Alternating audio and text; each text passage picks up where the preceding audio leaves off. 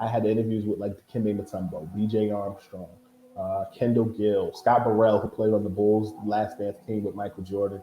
And Right. I used to tell people, hey, I started when I was a kid. My foundation was in radio.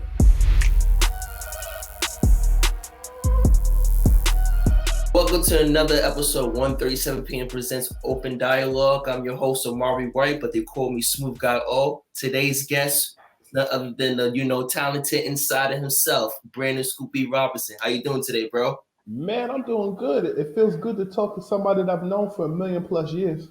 Yeah, just everybody who's watching this interview right now, me and Brandon used to work together at the Source magazine, and looking at the success he's having right now, it's only right we bring onto our platform so we could talk sports, we could talk his journalistic history and how he got to the position he's at right now. So it's only right.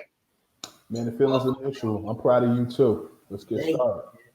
Let's jump right into it though. So you've been a reporter since the age of 12 when you was working for the New Jersey Nets at the time, Slam Planet, and was featured on NBA Inside Stuff. Like, how were you introduced into the world of sports journalism? You know me, so you know I can talk for days. And my mother and my stepfather basically, put me in the right positions, channeling that, whether it was public speaking groups and what have you. So, what ended up happening was I had an audition at Chelsea Pier, and basically they were looking for kid radio personalities to do commercials with the Crash Dummies. If you remember the Crash Dummies, the bags in the face. So right. what ended up happening was the first audition was hundreds of kids, and I basically like stood up and had to recite something. They liked me, so they called me back for a second audition. It was at Dangerfield's Comedy Club, and I killed the second audition. So if I'm not mistaken, it was like 6 or 8 kids who were like selected. And the first thing we did was I did like one hit. Like we did a commercial for the Crash Dummies, which was broadcast through the radio station. We did it at the radio station, Oz World Radio, 1660 AM. It was a public access station, and they taped it at Liberty Science Center in Jersey City, New Jersey. And what happened was they liked me. The Nets were at the time were rebranding and had John Calipari, who was head coach and vice president of basketball operations, and they were rebranding. They drafted Pete Van Horn. They were looking for a kid who loved basketball. They picked me, brought my family in, and I started just doing interviews. I would interview players and on both teams in the locker rooms, and they play my interviews on the radio on 1660 AM. They later switched it to 620 AM sports, which is they're both defunct now, but it exposed me to a world that I fell in love with. Oh, that's a beautiful story right there. It got me inspired to even push harder, Yeah, man, it's been a journey for sure. I could tell. Like, you've been in the game for over 2 decades because you're pretty much young, and you started getting involved into the art of journalism when you was like 12. So how did it feel to have that much of like experience before you hit the age of 40? Yeah, that's an interesting perspective. So I think for me, I really look at it introspectively after the Last Dance documentary came out. Because my first year being around the Nets and being around the NBA at large was actually the 97-98 season with the Bulls. So like I spent time in the locker room with Dennis and Michael and Ron Harper and Luke Longley. If you look on my Instagram, I have a pair of sneakers that Luke Longley gave me after a game when the Bulls were playing. So for me, like it's cool. Many people look at ESPN and look at Fox Sports 1, and you see some of the talent that were there or that are there now. I was their age that I am now when they were in it. So like I was in the locker room with Woj when he was at the Bergen Record. I was in the locker room with Chris Broussard when he was at the New York Times. I was in the locker room with Stephen A. Smith when he was with the Philadelphia Inquirer. So if they feel old, or if I feel old, I know they feel old. Definitely. I mean, you just mentioned some legends that's in the game right now that just continue to crush it. So we're gonna go deeper to that. It's levels. I'm trying to build. Okay. All right. But I noticed that we gotta hit the Source magazine days when we was there together. For sure. I want to ask you from the outside looking in, not only from a friend perspective, but somebody who was to Google you and see, okay, you used to work for the Source magazine. Like, how how difficult it was for you to break sports news on a platform that was heavy into hip hop and music culture? Um, I already have relationships, so for me, I feel like um, it was able to bleed through, if you will. Mhm. I also think I learned a lot of business from the source, more specifically from the owner, Londo McMillan. And what I'll say is a quote that he always used that I actually just tweeted: "You get what you negotiate, not what you deserve." Mm. And to me, that is something that has carried over into other business dealings that I've had, branding opportunities. Not to be afraid to ask for what you want in business, to not be afraid to open your mouth. So I think when I look back at those source times, I know we laugh and joke about just different office stuff that we had to deal with. Right. But to be honest with you, I'd be ignorant to say that I didn't learn. And so I think um, using hip hop as a platform, hip hop and basketball or football or even baseball have always been synonymous. I think just on a digital wave when I was there, we were still catching up on the synergy between Twitter, Instagram, and the write-ups. But it gave me access. I covered the NBA All-Star game in New Orleans in 2014 as a writer at the Source. 2015 All-Star game at Madison Square Garden as well. So, I think I learned a lot. It wasn't perfect, but it was where I needed to be at the time. It makes sense. Makes total perfect sense. Like when you arrived there, I was just starting off too because I was the intern. Right. But it was during a situation where magazines and physical like distribution of magazines was dying down, and a lot of content that people was getting was mainly from, like you said, from social media, SEO, website play. So how were you able to adjust and to create a name for yourself despite a new era was being born? Relationships. I'm gonna say that probably a lot of times today. Okay. Relationships, but also um, right place, right time. It's funny. So I've been doing a lot of these Instagram lives. You see the backdrop in the back. I see it. I see it. The Stephen repeats looking, lovely, marvelous, Shout out marvelous. to Old Rocks Leather, my based in Portland. I remember I used to, in my headlines at the source, I used to write hashtag words with scoop and then the article name. And it's funny because on Instagram, like when I do the flyers, like I had Jim Jones on the other day, and we got to get him on your platform as well. But basically, like Set it up, the hashtags carry a lot of weight. So from 2013, 2014, I'm writing that stuff. You still search words with scoop, it comes up today, and it was my own personal branding. I think in situations like the source, I think hip hop in some aspects was very late to SEO. And I think in a way that they're now in tune with the mainstream. But the thing is, I didn't realize that until my time at CBS. I was there for a year and some change. I really learned keywords, headlines, and how to drive the message in a navigating in the wild, wild west of clickbait. So I think as a writer, you have to find a happy medium. You want to get eyes on articles, but at the same time, you don't want to mislead. So it's an interesting juxtaposition. But I think I took those experiences from the source and then learned a lot being at CBS, and it's carried over to today. I mean, that's a hell of advice you just gave to aspiring journalists who's like watching this interview and everything. For sure. So now let's say for instance you was around the time in which we was able to see the East Coast West Coast rap feud with Bad Boy versus Death Row, the rise of the 50 Cent era with Shady and Aftermath.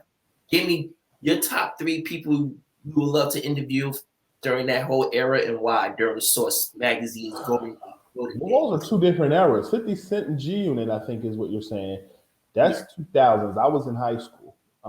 But say for instance, like, your age right now. But if you was able to work during the golden days of the Source magazine, In a digital era or in a magazine era? the original era. I would have been fine because I feel like relationships are everything. I think Okay. particularly with athletes and with entertainers at large. I feel like when you treat them like they're not famous, but you treat them like they're people, they respect you more. I don't mean be disrespectful because everybody has a right to be respected. But I Right. think when you respect people and the love is real, it's reciprocated. Right. So I think I would have been fine.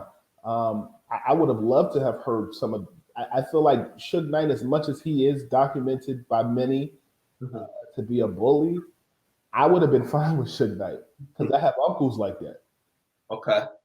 Um, Geez, what held you down, basically. yeah, I think, but you know what? I think for me, I've always, I've always connected with the bad guy or the guy that's villainized.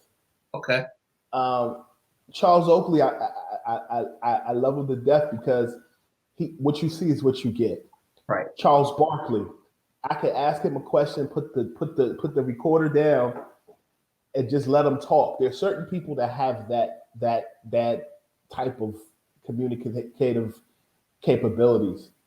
The president of the United States, I'd have a field day interviewing him because I would just ask him one question, just let him talk. Suge Knight strikes me as that type of guy. Okay. Diddy, I think you have to be a lot more crafty in your questioning. I would have loved to sit down with him. Same with Tupac. I think Tupac was very misunderstood. Mhm. Um, and I think in this era, somebody that's misunderstood is Kyrie Irving, and I'm very good at getting questions out of him. So I think when you look at just people, you have to look at people as people. If you do the networking and the work, the results will be there. So, man, if I was in the magazine era at the Source, it's funny because when I was a kid, I would go to the supermarket. I'd pick up Source, Sports Illustrated, and Slam. Mhm. So to have Yeah. that opportunity for a while to sit and write at the Source magazine, and it was kind of cool and fulfilling. So Right. yeah, man, I'd have a field there. Definitely. Definitely.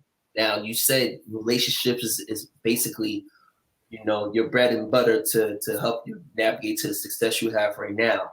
Like, what's some of the advice for all the content creators who's trying to get inside the field that we are right now to help, get that deserving spotlight where they was able to break special news or whatever they was able to, get that inside scoop or something that's buzzing that could be Well, trending, whether I it's thing. I want to say this. I think um, a lot of kids or young adults that I encounter, whether it's speaking at schools or more, their goal is to get to graduate so that they can sit on the set of the Undisputed or First Take and debate Stephen A. Smith Mhm. or Skip Bayless. Um, but the thing that many people don't realize is that Stephen A. Smith has been a vet as a writer for over 20 years, as a general assignment columnist, as a beat reporter. And Skip Bayless, if I'm not mistaken, wrote at the Oklahoman for years before he transitioned into an opinionist. Mhm. Um, so that being said, I think before you decide that you want to break stories, you actually have to be in the field. You actually have to do the grunt work and shake hands and kiss babies.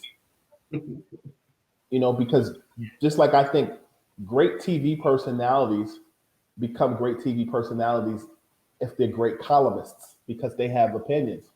I agree. So I think when you become the man or the woman amongst the people, that grunt work that you did there will come. So specifically to answer your question, I think before you want to be this insider or have sources, Mhm. start locally. I'll tell you that. Although I started at the Source magazine, um, I just named the elephant in the room. I worked for free.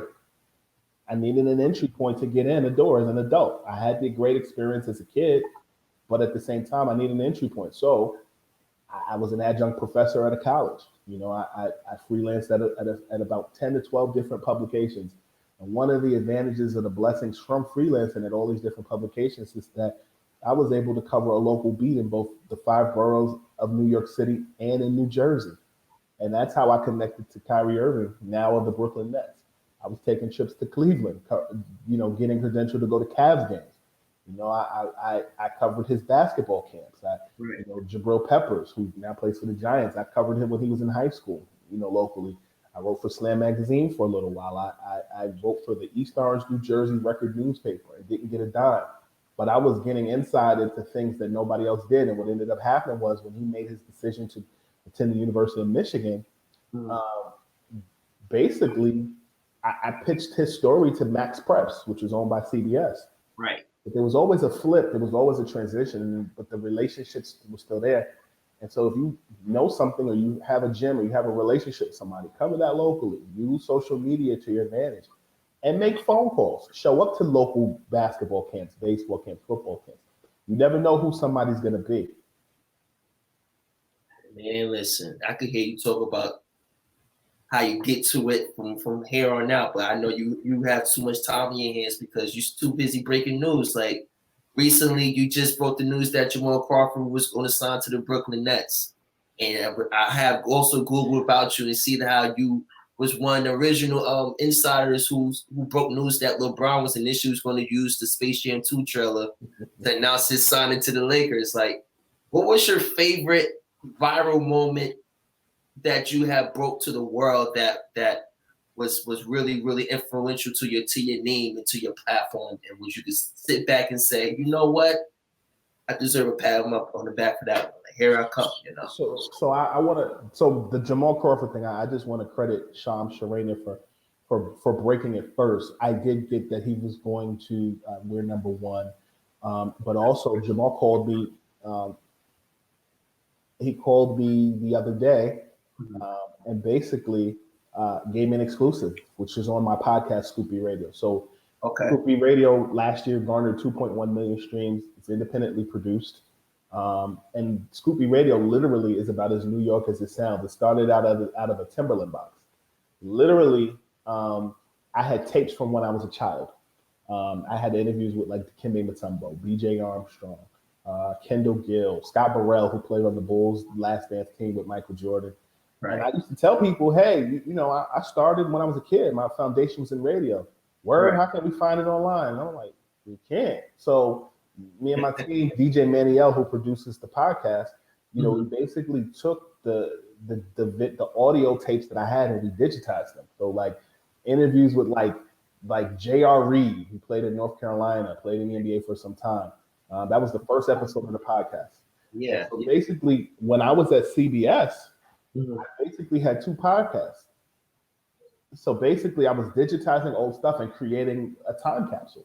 What ended up happening was I learned a lot at CBS just about headlines and all these other things. And then you know, I landed into a position as a managing editor and columnist at Respect Magazine. So I took all of those headlines and things and embeds and, you know, everything rolls with text, pictures, audio, video. So to answer your question directly, my favorite interview is probably one of them is Tim Thomas, Jersey's retired NBA player. Yeah, Patterson, New Jersey's finest. Tim Thomas, who basically told a story, a long, long story about he and Kenyon Martin's beef. That was on Scoopy Radio.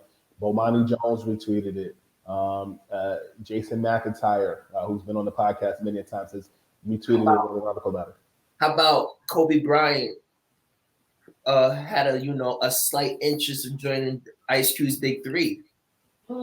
Well, this is what happened with that. I'll be honest with you. So I get ridiculed for that because somebody said it on a conference call with the Big Three. And what happened was Jeff Quantinitz, who was one of the, I guess, the founders or the owners of the Big Three, basically said a source told him that Kobe Bryant was going to play the Big Three. So I'm gonna credit somebody. A buddy of mine named Landon Buford called me one day and was like, "Yo, you going on a conference call today?"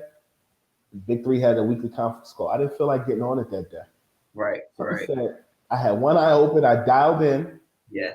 And I heard Jeff Quantinitz say that, bro. I tweeted that so fast. I was getting all these gifs. You are fake news. I'm like, you're mad at me. He said it. You have no sources. You have fake news. I'm like, I didn't even want to get on this call this morning. Leave me alone. So, I mean, every viral moment has a story. You know, like I, I had Rashawn McLeod on. This is when I was at CBS. Rashawn McLeod, when I told you I was an adjunct professor at a local college, and he was an assistant coach at that college at the time. I knew him when he played in the NBA. I used to see him all the time. Right. So what ended up happening was I hit him one day. Like I think his dad and my uncle hang out sometimes. Like it's just random, the degrees of separation. But what ended up happening was I got him on the podcast. I was going through this phase where like I wanted people to just tell interesting Kobe or Michael stories. It was Kobe's last year in the NBA, and then Michael, you know, just those stories are just, you know, people want to know because Michael existed in a pre-digital era. Right. So like Rashad McLeod told me a time that like Michael Jordan was playing basketball against Jerry Stackhouse, and the way the story went, Michael scored 48 points to Jerry Stackhouse while singing Anita Baker's "Giving You the Best That I Got." Like, and then Jerry Stackhouse was mad about it. And was mad, like TMZ called him in the airport, asked him if it was true. He's like, no. Then I ended up getting him on the show. He cleared it up. So like, just silly ass stories that they do, like, they're just funny. Right. That's amazing. That's hearing backstories to actual stories that went viral is just, it makes my day. Like, but my thing to you, I want to ask you. You know how we look at so many headlines where, for example, Kyrie's going to Brooklyn or Carmelo is signed into the Knicks. What was that one clip you wish you had the finger on it? Like, okay, I was the one that broke this news to the world. So we're in a pandemic. I'm at a point now where, having grown up in both New York City and New Jersey and having gone to school in Philadelphia area, you build relationships, and sometimes you got to sit out this one and be careful. Right. I knew that Carl Towns' mother was sick before it became national news. Somebody told me, but I know Carl's dad. And the relationship was more important to me than being first. Right. And I actually donated to their foundation for COVID-19 research. I knew what I knew. I'll just tell you, I told my editor what it was, but I couldn't touch it because I have respect for the Towns family in that regard. And I had to put myself in Carl's shoes.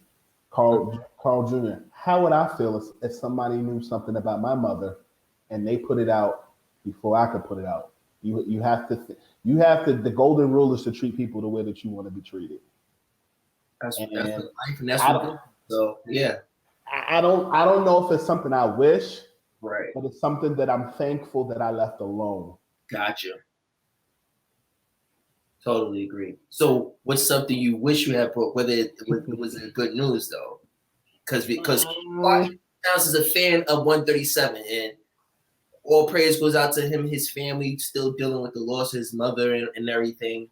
But we want to, special inspirational, motivational stuff to be like, all right, I wish I was there to break the news that Jordan was coming out of retirement to play for the Wizards, or I wish that I knew that, Alex Rodriguez was going to, come out of retirement and sign with the Yankees for 2021. Like, what was that breaking news moment where you just want to sit there and be like, yo, damn, I wish that was me that could break the news? Oh, so it doesn't have to be anything that was like me, regret. It could be anything. No, anything in general. So I'll tell you a story. So when I was a kid, I started out in 7th grade, 12 years old with the Nets. I never got to see Shaq and Kobe play together, but I was supposed to. Here's what happened.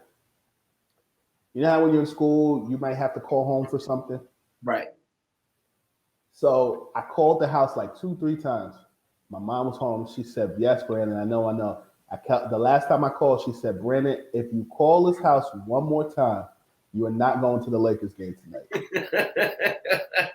Right? So then, asshole me presses *67 and calls, right? So you know the number was blocked. I get home. All right, Mom, I'm about to get ready. My suit's in the closet. She said, get ready for what? I said, for the Nets Lakers game. She said, you're not going. I said, what are you talking about? She said, I told you not to call this damn house one more time, and you did. I said, what are you talking about? She said, don't even say that you didn't, because I know you blocked the number.